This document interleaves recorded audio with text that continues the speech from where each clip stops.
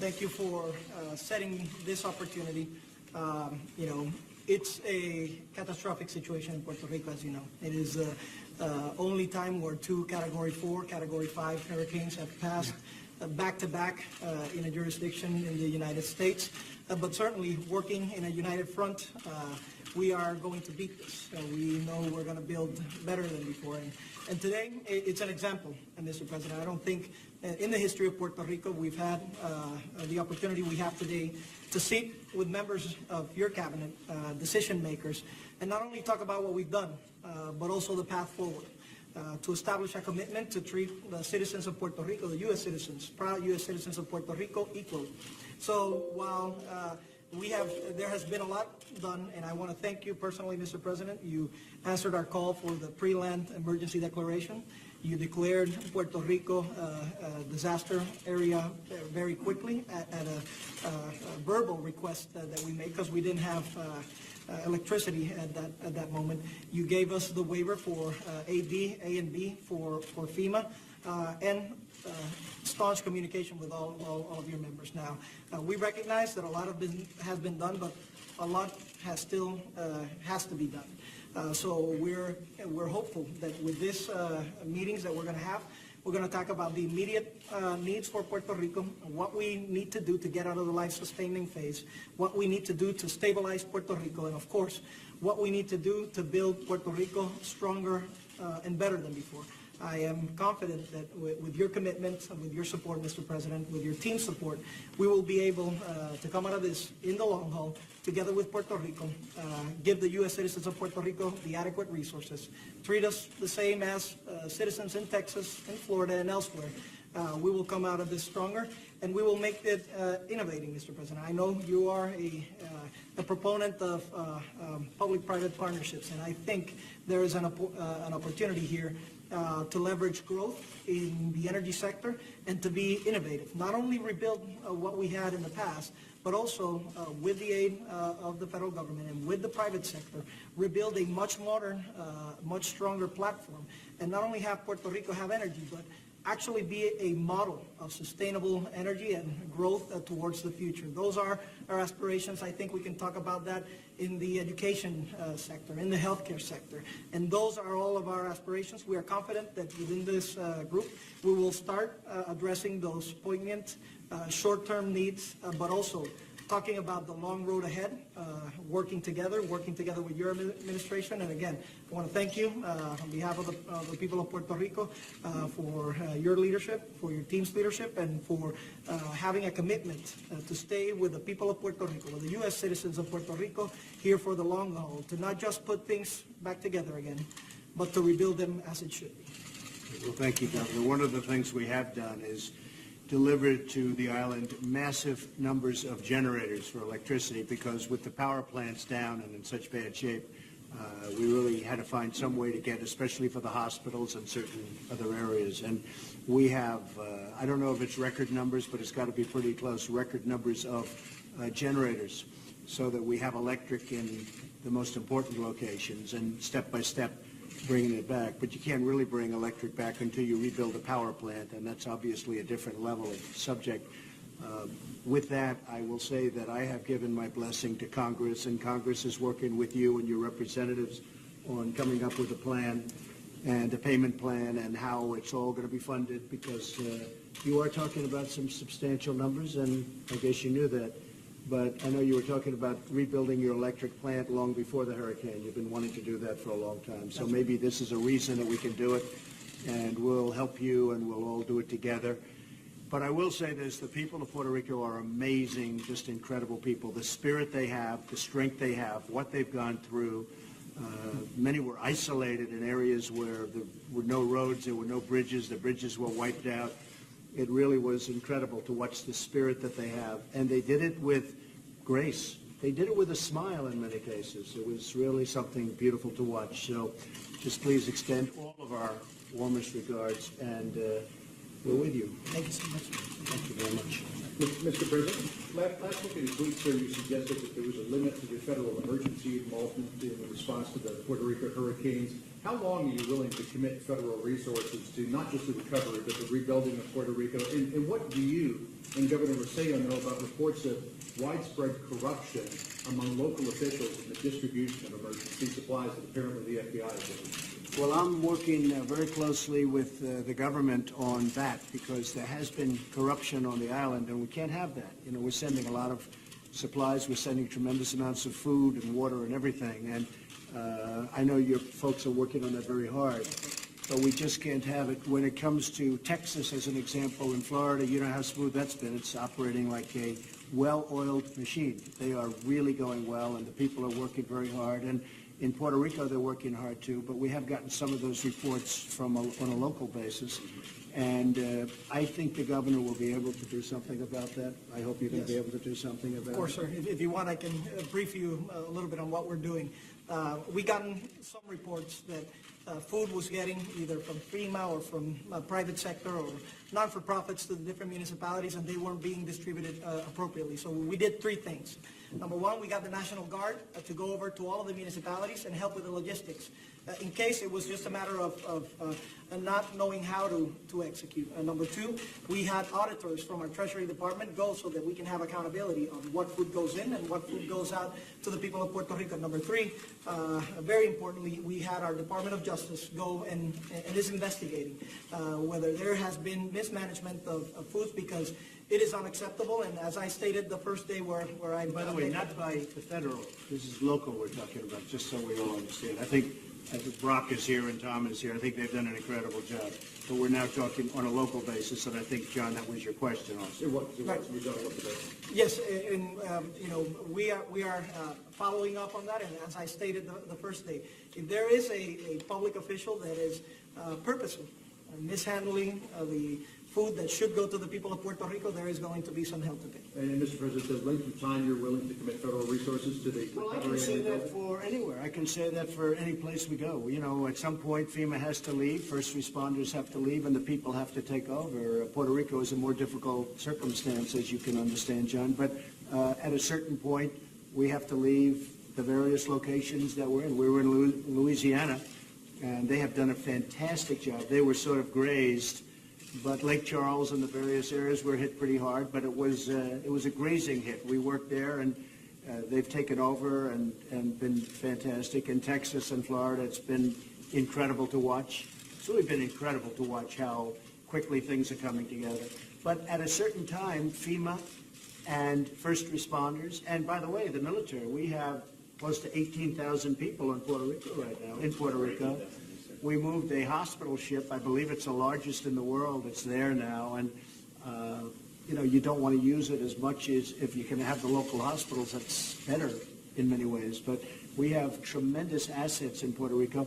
At some point, no matter where it is, whether it's Texas or whether it's Florida, it ends. But I can say in the case of Texas, in the case of Florida, in the case of Louisiana, some areas also got grazed. They have been incredible in the response and incredible in how fast it's coming back. And in many cases, areas that were devastated are already back. In this instance, it's a more difficult situation. But I think the governor understands that FEMA, the military, first responders cannot be there forever. And no matter where you go, they cannot be there forever. If I may just briefly add to that, that is the importance of the short-term and long-term packages that will be in Congress, right? We're going to need some resources. Of course, FEMA is there for the initial response. There is some rebuilding to go through. So that's why, we're thankful to the President for supporting these petitions to Congress so that we can get the resources, liquidity, to kickstart the economy, and of course the long-term rebuilding process. And this is very important. The President has been clear on stating that no U.S. citizen will be left behind. We will be working, and this is the way we work towards making a better America and a better Puerto Rico. Gobernador, ¿está usted satisfecho con la respuesta? You have areas in Puerto Rico where we literally had to, and still have to, but it's getting less and less, deliver food and supplies by helicopter. because the roads have been wiped out and the bridges have been wiped out. There's no way to get there except by helicopter. And those are difficult situations, and we're working with the governor and with the folks on getting it taken care of. But we are literally delivering supplies dropped by helicopter. And with that being said, I have to also say our military and our first responders and Brock Long and FEMA and Tom, the job they've done has been incredible. But we are delivering very essential supplies by helicopter because there's no way to get to the area of the island. And the folks have done an incredible job. Brock, would you like to say something? So every day we continue. Right now the focus is on restoring essential services. We've stabilized a lot of the emergency power needs of hospitals, and we're starting to focus and work with the governor today on rebuilding the power grids going forward, as well as water treatment, wastewater, roadway systems. So we're going to continue to support the governor. We're looking at trying to specifically restore the essential power or the essential functions to 6 major municipalities within Puerto Rico that service about 80% of the population, starting there and then working our way out. So the traditional recovery is going to require a solution far greater than what FEMA typically puts down, but that's why we're here today working with Governor Rosselló and the President and all of the cabinet members to figure out what the best way forward is for the longer term solutions. There's never been a situation where power and energy have been so devastated. Never. Where you don't have a power plant. Because power plants, you don't fix them up in, we're not just putting a pole up in the street like in Texas where you put up the poles, and in Florida actually you had a lot of underground wire, which is great. It'd be wonderful if you could have underground wire. It makes it a lot better in these storms. But, there's never been a situation where the energy and the power has been totally destroyed. And part of the problem is that it was pretty well destroyed before the storm, and we're working together to get that back up, but also to make it long-term. I think they were working on long-terming it prior to the storm, so now they really are working on it. That's part of the mitigation strategy. I mean, again, I can't stress enough how important it is that we keep this on the long haul, for the long haul, that we work together so that we can make sure that we don't just put things back again as they were, but that we make it better than before. And I think that is the critical. It is better for all the U.S. citizens that this happens. I think in Puerto Rico, again, looking at the long term, recognizing that we're still at the emergency phase, this could allow Puerto Rico to be a showcase in terms of energy production and other by way of mitigating and innovating. Mr. President, between 1 and 10, how would you grade the White House response so far to the hurricane? I'd say it was a 10. I'd say it was probably the most difficult when you talk about relief, when you talk about search, when you talk about all of the different levels, and even when you talk about lives saved. You look at the number. I mean, I think it was worse than Katrina. It was, in many ways, worse than anything people have ever seen. They got hit by a Category 4, grazed about, a big portion of the island, but it was grazed. The rest of it hit Florida, as you know. But that was bad. But then they got hit dead center. If you look at those maps, by a Category 5. Nobody's ever heard of a 5 hitting land. Usually by that time it's dissipated. It hit right through and kept to a 5. It hit right through the middle of the island, right through the middle of Puerto Rico. There's never been anything like that. I give ourselves a 10. I think that locally I really think locally they have, in this gentleman, great leadership. I have to tell you, it's a tough job. But we have provided so much, so fast. We were actually there before the storm hit. We were there before the first one, before the Category 4 hit. Brock and the military and a lot of people were there before the storm. We had the Coast Guard waiting for the storm, just outside the storm, and following the storm in. Many lives saved. The Coast Guard in Texas saved 16,000 lives. The Coast Guard is incredible, the job they've done. But all of the armed forces, what they've done has been Army, Navy, the Marines, the Air Force, all of the goods dropped in, helicopters that weren't even meant for this purpose. All of a sudden, they're delivering food and services. I would give it 10 I would say locally, and I understand locally, a person loses his or her or their house, and then they can't go to work. If you lose your house, it's hard to go and be a policeman for the day. You're trying to have your family, live, frankly. This is what happened. So many people. You read that they had no truck drivers in Puerto Rico. Well, they have a lot of truck drivers in Puerto Rico, but many of them lost their houses. So they had to be with their families. So we would have the military driving trucks. They're not supposed to be driving trucks. It's not even their aptitude. Some of them didn't really know how to drive trucks, but they learned very quickly. They're smart. But we had the military in many cases driving trucks because it's not the people's fault. They lost their house. They were devastated. And I think we did a fantastic job. And we're being given credit. It was very nice that the gentleman who worked for Bill Clinton when he was president gave us an A+, and that included Puerto Rico. Gave us an A+. And I thought that was really very nice. And I really believe he's correct. We have done a really great job. Texas, again, really very far along. Florida, very far along. And Puerto Rico is a different kind of a situation because it needs so much infrastructure. But over a period of time, that'll happen. Do you think Puerto Rico should become a state? Would that make this easier? Well, we're not talking about that now. Well, you'll get me into trouble with that question, right? We'll hold that one how about we hold that one, Mike, for a later time, right? ¿Está usted satisfecho con la respuesta por parte de la Casa Blanca hasta ahora? In Spanish or? Sí, para la gente en la isla. Okay. And then you can interpret. That's right. Will do. Esto todavía no ha terminado. Lo que yo tengo que hacer como gobernador es decir lo que son los datos, número uno, y número dos, lo que son las expectativas de nuestro pueblo. En términos de los datos y la evidencia, todas las peticiones que le hemos hecho al señor presidente las ha cumplido y ha estado trabajando. Lo cierto es que queda mucho por hacer y que tenemos que seguir trabajando juntos para poder lograrlo. Lo cierto es que hoy vamos a tener reuniones para hacer peticiones adicionales sobre lo que tenemos que trabajar para restaurar energía, para atender lo que son 250,000 hogares que están devastados, más de 500 postes de energía eléctrica de transmisión en el piso, 25% de la infraestructura de telecomunicaciones funcionando solamente, evitar una emergencia de salud pública. O sea que lo importante, lo prioritario aquí, el presidente a todos los pedidos que le hemos hecho ha contestado. Pero ahora lo que queremos seguir haciendo es asegurarnos que esto pueda seguir hacia adelante porque no podemos parar ahora. Si se para ahora, podríamos tener problemas grandes de salud pública, de infraestructura, y no queremos que eso ocurra, pero si seguimos en la misma trayectoria, si seguimos trayendo los recursos con el apoyo al Congreso, vamos a lograrlo. So I'll say it brief version in English. I like it better in Spanish. I like it too.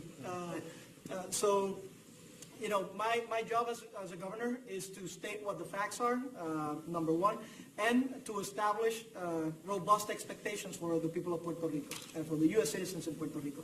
The facts are that every petition that we've made to the President of the United States till this moment, it has been answered. It has been answered.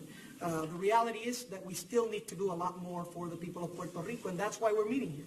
This is not over by a long shot. And again, it is the President's commitment to work with the U.S. citizens of Puerto Rico to treat us equally on this event, to make sure that those 250,000 that have lost their homes get equal treatment, that we can start restoring the more than 42 roads that have been destroyed in Puerto Rico, that we can lift up our energy grid. And that is something that needs to start happening now.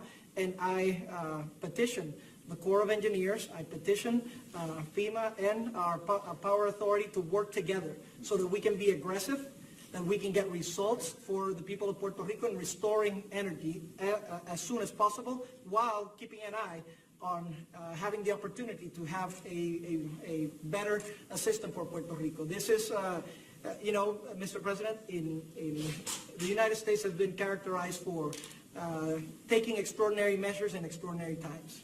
These are extraordinary times in Puerto Rico. Therefore, these are extraordinary times in the United States. Would you also make a response predictions for the budget vote this afternoon, sir? I think we'll be successful tonight. It will be possibly sometime in the morning, maybe sooner. I think we have the votes for the budget, which will be phase one of our massive tax cuts and reform. But I think we'll be successful tonight with respect to the budget. I think you probably know you can count the votes maybe better than most people. But I think we have the votes, and frankly, I think we have the votes for the tax cuts, which will follow fairly shortly thereafter. So we'll see what happens. But I will tell you, our country needs tax cuts. I mean, these are examples when you look at what we just went through with Texas and Florida and Louisiana and Puerto Rico and Virgin Islands. You look at, we need growth. We need people who are going to be pouring into our country. And we have that now. We're starting to have that. We're starting to have that even on the prospect of tax cuts. We have companies, you saw last week, car company, massive improvements and expansions, and in some cases, brand new plants. They're coming in. Foxconn is building as you know, they make the Apple iPhones and more. They're going to build a fantastic plant. I think it's going to be in the state of Wisconsin, and hopefully it's going to be there. We've been showing that land. It's a beautiful piece of land. I hope they like it, but that'll be one of the biggest in the country. I think Apple's going to be building some very, very big plants. People are starting to say, hey, this is where we want to be. And you see the stock market. We hit an all-time high yesterday, and I think we've hit it about 49 times, Mike. So we're really doing well. But we can do something very, very spectacular if we're given the tax cuts. We're one of the highest taxed nations in the world. You look at our taxes compared to other competitive nations or competitor nations, because I think nothing's competitive with this, but I'm a little biased, but that's the way it is. But you look at how high we pay and how much we pay, and our companies, they leave because the taxes are so high. If we get this done, it will be historic. It will be bigger than any plan ever approved or ever. It will be the biggest tax cuts in the history of our country. And I can tell you, we have tremendous support for this. So the budget is going probably fairly late tonight. They'll be working late tonight. Could be one of those morning calls that you'll be watching your television at 3 o'clock in the morning. And it could be sooner than that. But I think we have the votes. And right after the budget, we start with the vote on, as you know, on the tax cuts. And I think we're in very good shape. Mr. President, who's going to pay for the infrastructure recovery in Puerto Rico? In Puerto Rico, we're going to be working systems. We're going to be dealing with Congress. We're going to be coming before, meaning far before, any existing debt that's on the island, because as you know, the island has massive debt. Just there, as we talk about the electrical facilities, I think they have $9 billion in debt. Well, any debt that's put in will be coming before that debt. We want to make sure that we put in debt and that debt is absolutely protected. In addition to that, we're providing tremendous relief and services right now, and we'll continue to provide that for a period of time. And then a new group will come in, and the new group will be more building-oriented when things are perfect. So, but we do have to come before the existing debt. They have, I guess, by some counts, $120 billion if you add everything, probably about $120 billion. Certainly any money that's put in by people, whether it's public or private, they're going to want to come in first position. And that's very important. I think the governor understands that. I would imagine pretty much everyone understands that in Puerto Rico. So no bailout for bondholders? No, we're helping right now. We're helping a lot. This is costing a lot of money, having FEMA, having the military, having the first responders. And we're doing that because we have an obligation to Puerto Rico, to humanity. We have an obligation to ourselves. We want to continue to do a great job on that, and we're doing it. No, but at some point there's going to have to be reconstruction. And again, the biggest thing is the power plants. But there's going to have to be, it's pretty bad when you have to say power plants are almost coming before bridges. But you have power plants that are needed, you have bridges that are needed, and you have roadways that are needed. That's something you don't see when you go into areas hit by hurricanes or disaster of almost any kind. Mr. President, how much longer before electricity is going to the island? Excuse me? How much longer before electricity is going? Well, it's a very, very good question, actually. As you know, we have much of the electric is done by generators that have been brought to the island and in massive numbers, as I said before. The plant itself is going to take a while. We have to build a brand new plant. or we have to do essentially a renovation that's so large it's going to be like a brand-new plant, one or the other. We're looking at both right now. But there's never been a case where power plants were gone. So this isn't just like, as I said, I don't want to just fix poles. You can't just fix the poles. There's never been a case where power plants were gone. So it's going to be a period of time before the electric is restored. Governor, between 1 and 10, how do you grade the White House response? As I said, the president has answered all of our petitions, and this is still ongoing. So we expect that that'll continue. We're being, very diligent, giving all of the data. And what we want to do, and I sort of want to circle this, this is a storm-centric approach to what happens. There was a massive devastation and catastrophe in Puerto Rico, and our response should be to that. And that's why, the first responder effort was there. That's why the stabilization effort is there. That's why we set some very aggressive milestones to restore energy in Puerto Rico, to have about 30% of the energy by the end of the month, by the middle of next month about 50%, and so on, because we want to make sure that people have that knowledge of where we're going to go, that they can stay in Puerto Rico and they can be part of the rebuilding process. What's going to keep the people there, what's going to keep this going, is knowing that we have the backing of the White House, and knowing that we're going to have the backing of Congress, so that we can have the resources appropriate to attend to the storm and then be smart about it, be innovative, and restore Puerto Rico to a better position than before. Leveraging other stakeholders, private stakeholders, non-for-profits, people that want to innovate. This is our opportunity, again, to showcase that Puerto Rico, you as citizens of Puerto Rico, can come out of this catastrophe stronger than ever before. Governor, I just want to maybe ask you a question, because for the spirit of these people that have worked so hard and so long, like Tom and like Brock and like so many others, did the United States, did our government, when we came in, did we do a great job? Military, first responders, FEMA, did we do a great job? You responded immediately, sir, and you did so. Tom and Brock, they have been on the phone with me essentially every day since the disaster. We recognize that there are some logistical limitations that we have in Puerto Rico. We didn't have the ports open for a couple of days. We didn't have the airports working full capacity until about a day or two ago. So that was always a rate-limiting step. But if you consider that we've gone, even with those obstacles, we've gotten about 15,000 DOD personnel in Puerto Rico, about 2,000 FEMA personnel, HHS, and others. The response is there. Do we need to do a lot more? Of course we do. And I think everybody over here recognizes there's a lot of work to be done in Puerto Rico. But with your leadership, sir, and with everybody over here, we're committed to achieving that in the long run. In the last 50 days, though, to put this into context for America, from the Virgin Islands to California, we've been working in 20 different states, disasters in 20 different states. In the last 50 days, under the President's administration, we've registered close to 4 million Americans for individual assistance. That's more than Katrina, Rita, Wilma, and Sandy combined. It's been a tremendous effort. Mr. President, This is actually bigger than anything we've seen. And yet I think our response was better than anyone has ever seen. And again, we were given an A+ by the man who did what you were doing for the Clinton administration. And while I don't know him, I would like to thank him for what he said.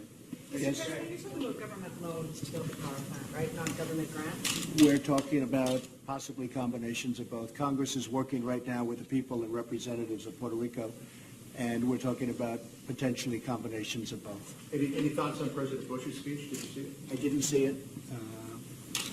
I didn't see it.